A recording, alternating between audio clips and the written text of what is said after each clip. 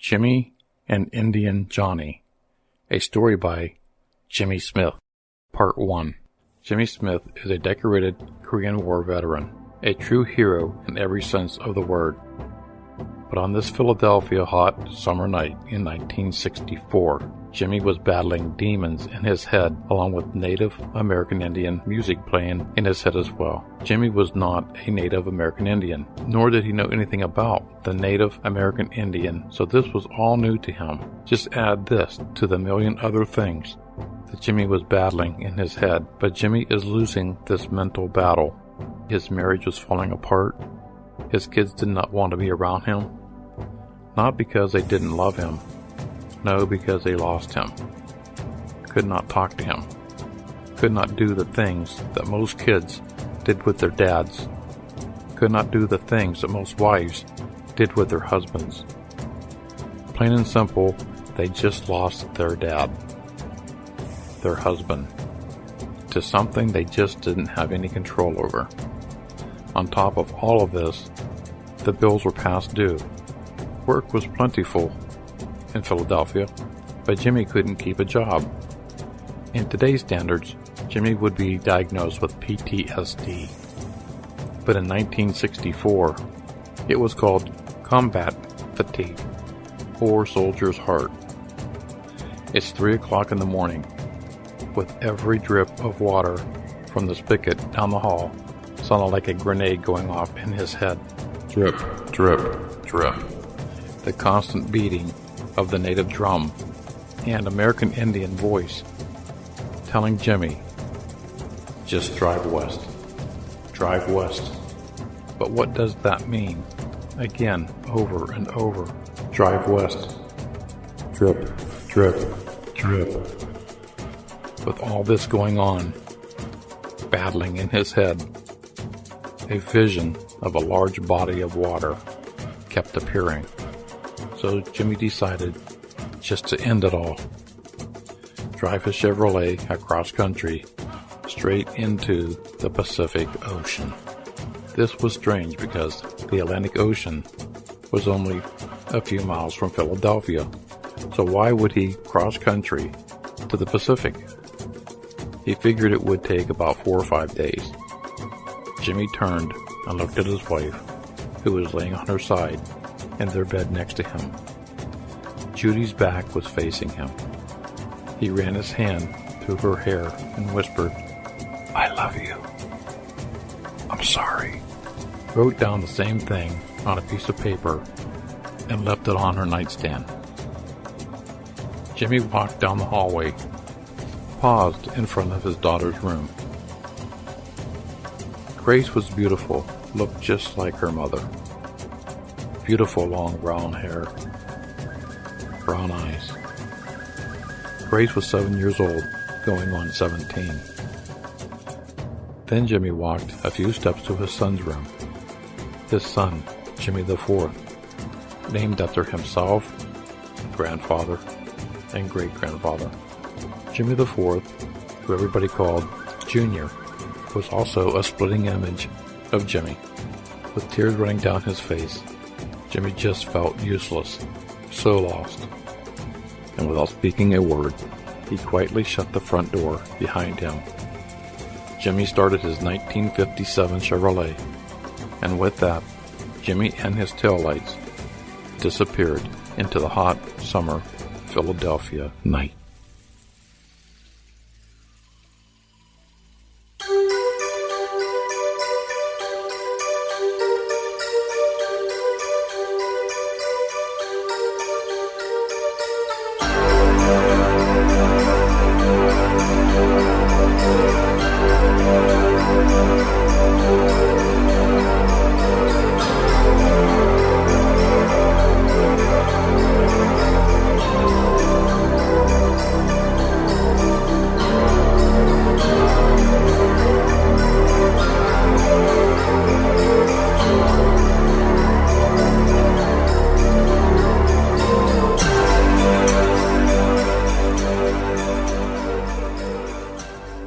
Welcome, I'm your host, Al Cooley, Ghost in the Valley. Today our story is on Jimmy and Indian Johnny, a story by Jimmy Smith. Jimmy Smith sent me this story about a year ago, and I was tossing it around like, where would it fit in the paranormal realm of things? And with so many podcasts I've done since the story came in, things led back to Indian myths, culture, great spirits, Indian burial grounds. So I'm thinking, why not? This story is so powerful that I decided to go ahead and put this out. The story is in 4 parts. You just heard part 1. Part 2 is coming up shortly. But what I want to do is I want to plug a few of the affiliates, sponsors, and other guests who have been on my show who have books on Amazon. Beth Garcia was on a previous episode. She has a book called Altering Eternity, Short Stories of the Paranormal. You can find this on Amazon, and the links are at the bottom of this podcast. Another great read, To Me with Love, a book written by Tambre Ross. And if you ever want to know what it's like to get into the mind of a psychic medium, the struggles they go through, that's another great read on Amazon. To Me with Love, Tambre Ross. Tambre is a member of the Paranormal Investigations of Oklahoma. Haunted Clark County, Virginia. That was written by Mike Hess. Mike Hess was also a previous guest on Ghost in the Valley. You can pick up Haunted Clark County, Virginia, also on Amazon. And again, the links are at the bottom of this podcast. Maybe you need a book for your children, for your daycare, for your nieces, nephews. This book is not on the paranormal, so it won't scare the little ones. And this book is special to me because it is written by my niece, Amber Richardson, The Case of the Missing Socks. Have you ever did your laundry and you can't find a missing sock anywhere? I mean, this is great for the children. The Case of the Missing Socks, Amber Richardson. Again, found on Amazon, and the links are all at the bottom of this podcast. Now let's get back to Jimmy and Indian Johnny by Jimmy Smith, Part 2. It's been over 36 hours, only stopping to go to the restroom and get gas. But Jimmy was exhausted. He hasn't slept in nearly 2 days since leaving Philadelphia. He could not understand why it was taking so long to get to his final destination. Driving for hours and growing more frustrated, Jimmy's eyes were growing heavier and heavier. He crossed the center line, then he woke up just before he was about to hit a 18-wheeler head-on. He could hear the semi's horn blaring as it went by. Jimmy pulled off the side of the road, shaking from what could have been the end right there. Jimmy was thinking to himself, so why didn't God just take him out right there? Why didn't that Native American Indian's voice that was still in his head end it right there? What was so important about driving west? What is so great about that large body of water? Again, with everything running through his head, Jimmy turned the car off, leaned his head back, and gazed at the beautiful stars in the sky. Jimmy never seen the stars so bright. It looked like diamonds sparkling on a pitch-black background. Just like that, the diamonds faded away as Jimmy went into a deep slumber.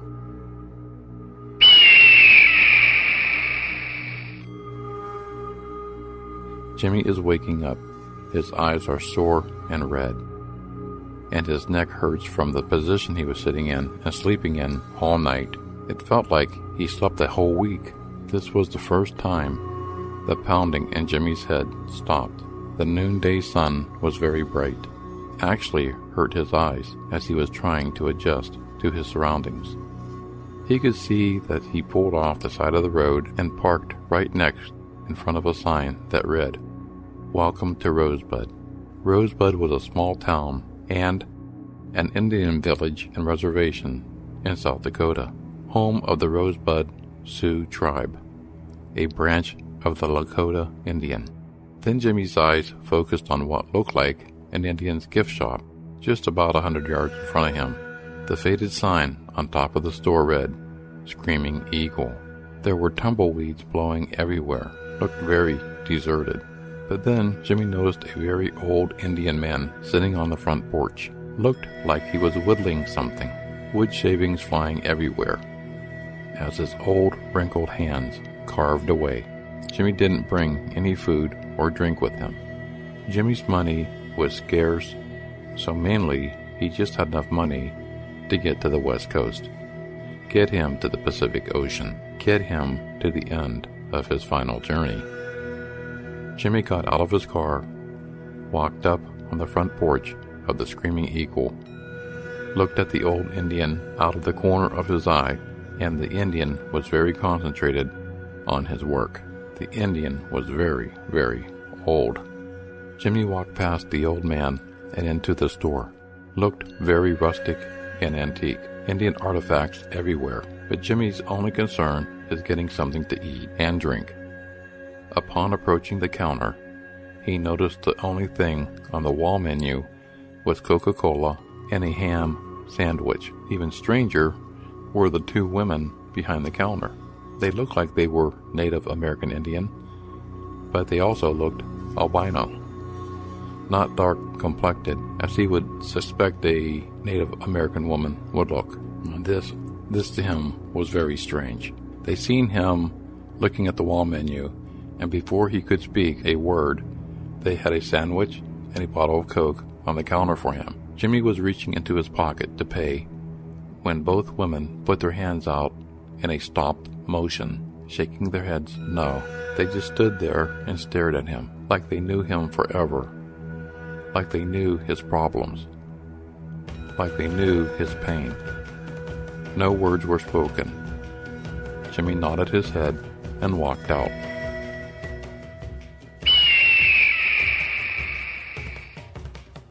There were empty chairs on the front porch, next to the old Indian, who was still whittling this piece of wood.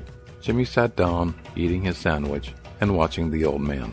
Finally he asked, "What are you making?" The old Indian looked up and smiled, and he held up a beautiful carved owl. The old man finally spoke. "Different tribes see the owl in different ways. This owl is the owl of death. There is a dark cloud around you. The Great Spirit took over my hands.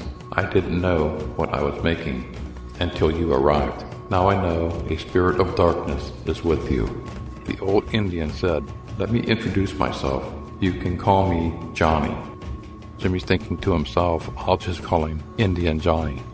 The old man looked at Jimmy and said, "Indian Johnny is fine." Jimmy was flabbergasted. How could he know what Jimmy was thinking? Jimmy went to drink his bottle of Coca-Cola when Indian Johnny yelled, "Stop!" This startled Jimmy. Indian Johnny took the bottle of Coke and poured it into an old tin cup sitting next to him. Then Johnny took an old wooden spoon out of his pocket, lifted the Coke out of the tin cup with that wooden spoon, each time going higher and higher and letting the liquid of the Coke fall back into the tin cup. Jimmy asked, "What are you doing?" Indian Johnny said, "I am removing all the evil spirits out of the liquid. You need no more evil in your life. The Great Spirit oversees all spirits. The Great Spirit alone will remove the evil spirits from every living thing." Jimmy said with a mocking tone, "I don't see how Coca-Cola is being a living thing." Indian Johnny handed the tin cup back to Jimmy and said, "Drink. Drink." As Jimmy was drinking his Coke, he noticed it was ice cold. It was warm when he first got it.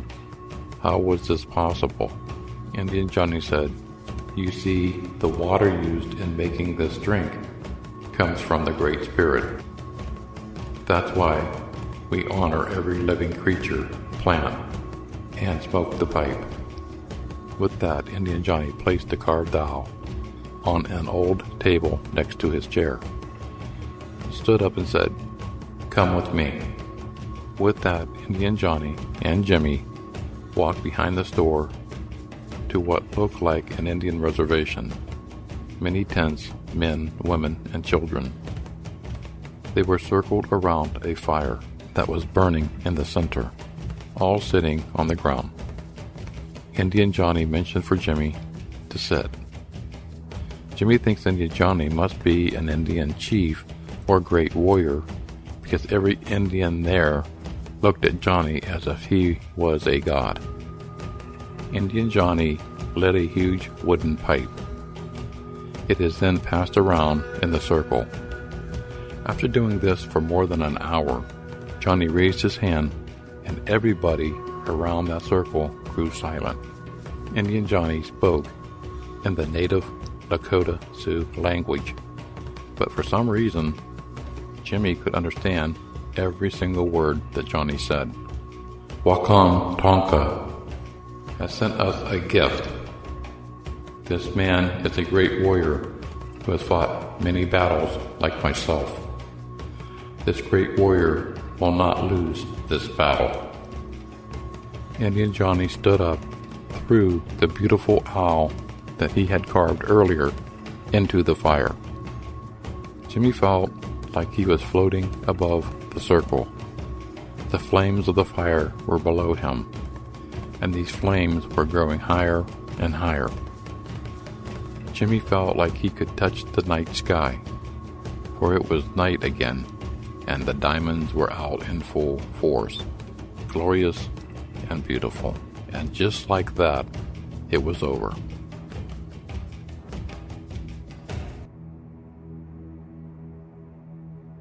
Jimmy woke up on the ground.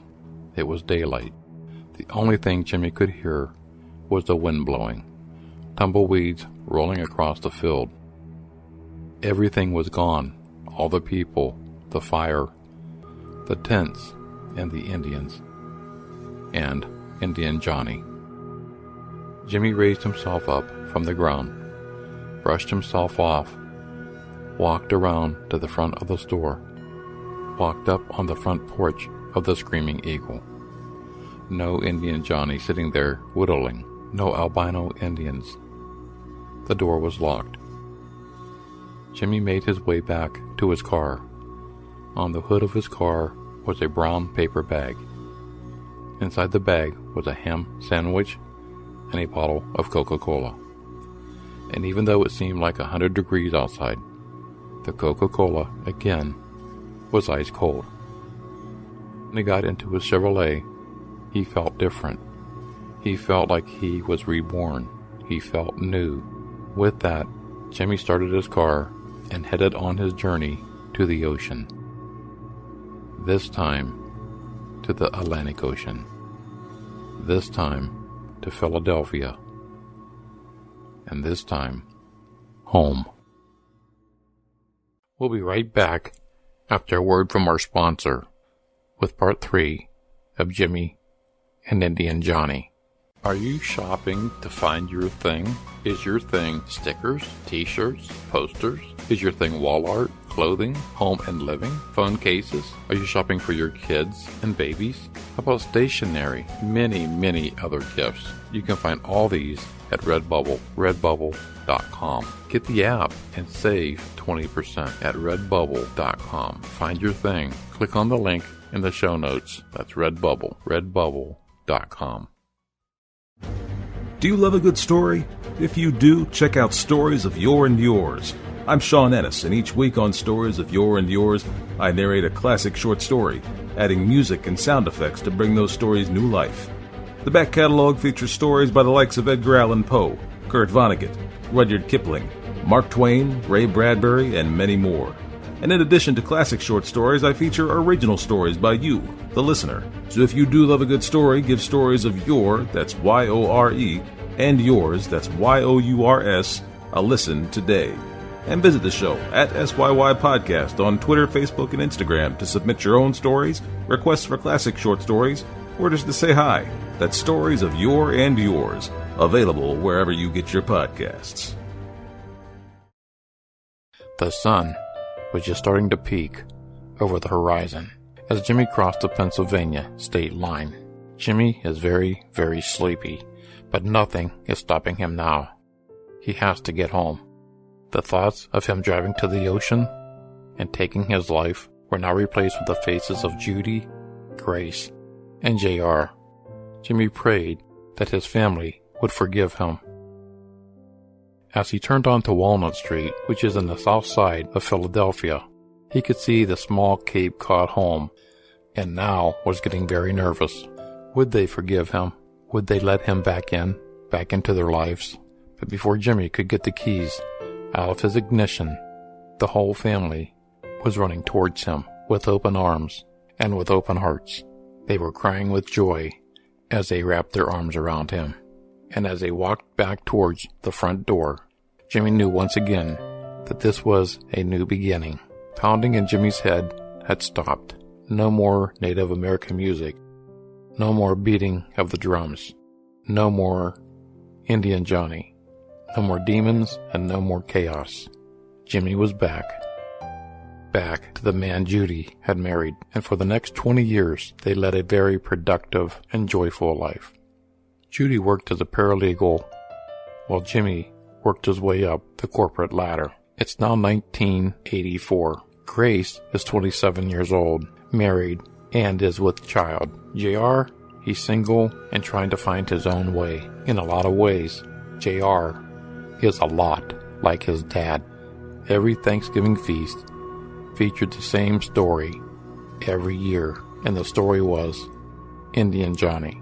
They knew the story so well, every person in the family could recite it word for word. But to Judy, whatever happened on that night back in 1964 was nothing short of a miracle, because to her, Jimmy was happy. But most of all, and most important, Jimmy was alive. It's now 1994. Jimmy is diagnosed with stage 4 lung cancer. He has been given less than a year to live. While one evening, sitting on the front porch swing with Judy, he says, "I want to take you there." Judy says, "You want to take me where?" "You know, back to the Rosebud Indian Reservation. Back to Indian Johnny. I want to take you there." Judy was so stunned by this comment, she didn't know what to say. So she said nothing. 4 days went by, and that evening, while lying in bed, Judy said, "You know, Jimmy, that was 30 years ago. Indian Johnny has to be dead by now, and it will not be the same." Jimmy looked at Judy and says, "I know you never believe me, and that's okay. Before I go, I want to take you there. I want to share what happened to me. I want to share it with you." How could she say no? The next day, the car was packed, and they were on their road trip to the Rosebud Indian Reservation in South Dakota. It took a couple days, but they finally arrived. Jimmy pulled off to the side of the road, the same spot that he did 30 years ago. Judy looked out her side window and seen the old rusted sign that said, "Welcome to Rosebud," the same sign that Jimmy had talked about for 30 years, and the sign was rusted and faded. Jimmy and Judy got out of the car, and Jimmy says, "Please wait here. Let me go up to make sure it's safe." Jimmy walked to the Screaming Eagle, and it looked like it was all boarded up. Nobody there. So he walked around back. There were the tents, and there was a smoldering fire. After standing back there for a few minutes, Jimmy walked back around front, gave a final look at the Screaming Eagle gift shop, and walked back towards Judy. Jimmy was excited, but at the same time very sad, because the store was closed, and nobody was there. Judy finally said, "Jimmy, I'm so glad we got to share this together, and it definitely was not a wasted trip." She told Jimmy how much she loved him, and got back into the car. As they were driving off, Judy looked in her side mirror, and she could see the sign fading in the background, "Welcome to Rosebud." But there was no Indian Johnny, there were no albino Indians, and there was no Screaming Eagle. There was nothing there but tumbleweed. She didn't have the heart to tell Jimmy there was nothing there. But Jimmy was so excited she couldn't do this to him. She loved the man he had become, and if this nothing that she's looking at turned him back into the man she knew, the man she loved, then she was happy. But Jimmy looked at Judy and says, "Why are you crying?" She couldn't tell Jimmy this was all in your imagination. She couldn't tell him maybe this was just a dream. When you pulled off the side of the road, you just dreamt the whole thing. She couldn't say any of that. All she could say is, I'm so happy that we could share this together. After returning home, not a word was said to the kids that they went to the Rosebud reservation. All they knew was they went on a short vacation out west. That's all the family were told. Jimmy passed away a few months after that. The next Thanksgiving dinner, JR said, "Thank God we don't have to go through another Jimmy and Indian Johnny story." His mother, Judy, slammed her hands down on the table, says, "Don't you dare, don't you dare. We will continue this tradition until we breathe our last breath. Do you understand me?" Not a word was spoken. They all shook their head, yes.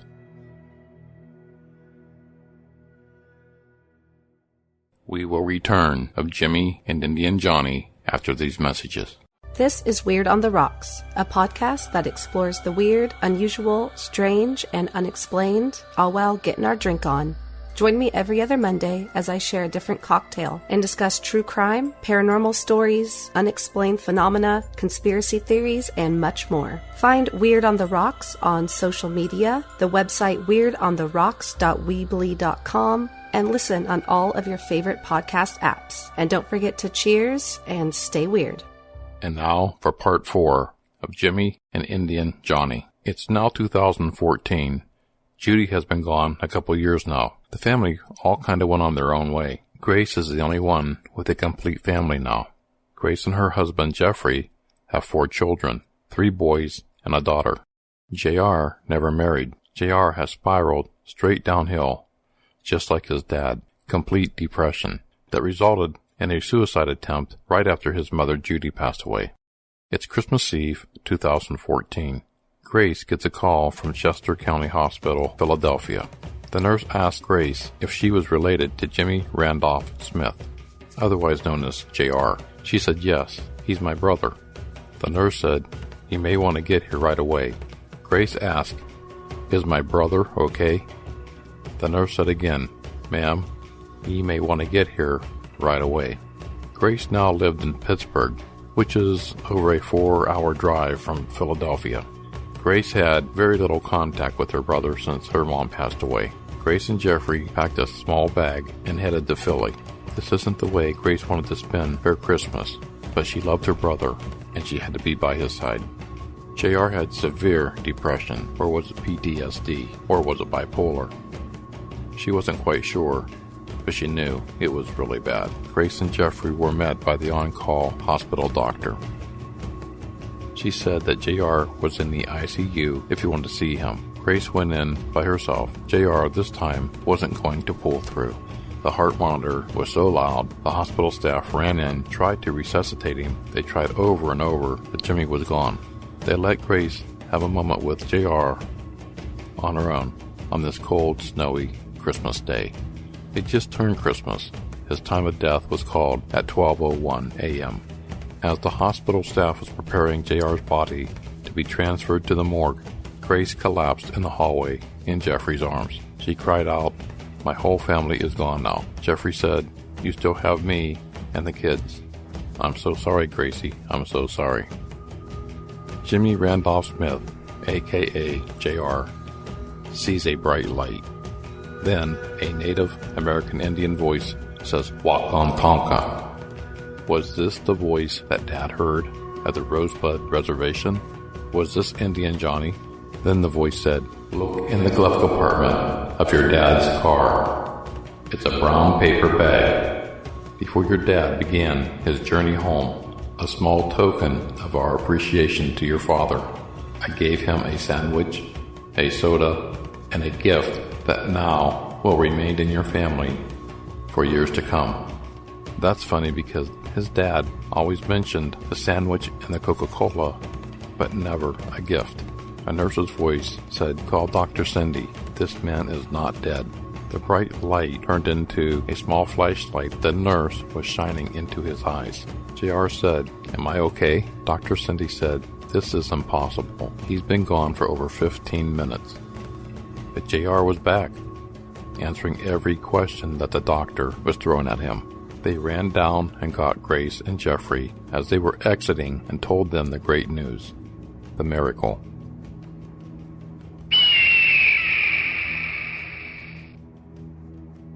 It's now Thanksgiving 2018 at JR's house. The same house that his dad and his mother owned on Walnut Street. The house he and his sister grew up in. Around the table sat Grace, her husband, their 3 boys and daughter, and JR. JR stood up, walked to the end of the table where Grace was sitting. She stood up next to JR, and they said, "We are carrying on the tradition of Jimmy and Indian Johnny. The story must be told." Grace's daughter asked, "Who's going to tell the story?" At that moment, Jimmy, not Jimmy the Fifth, just Jimmy, Grace's oldest son, who is now almost 20 years old, said, "I am Uncle JR." Well, that was the end of the story that was sent to me. That was sent to me over almost a year ago. And the story was sent to me by Grace's son, Jimmy. And I contacted Jimmy to let him know when the release date for this episode would be. And he thanked me, but he said he had an update to the story. So I'm going to include the update right now.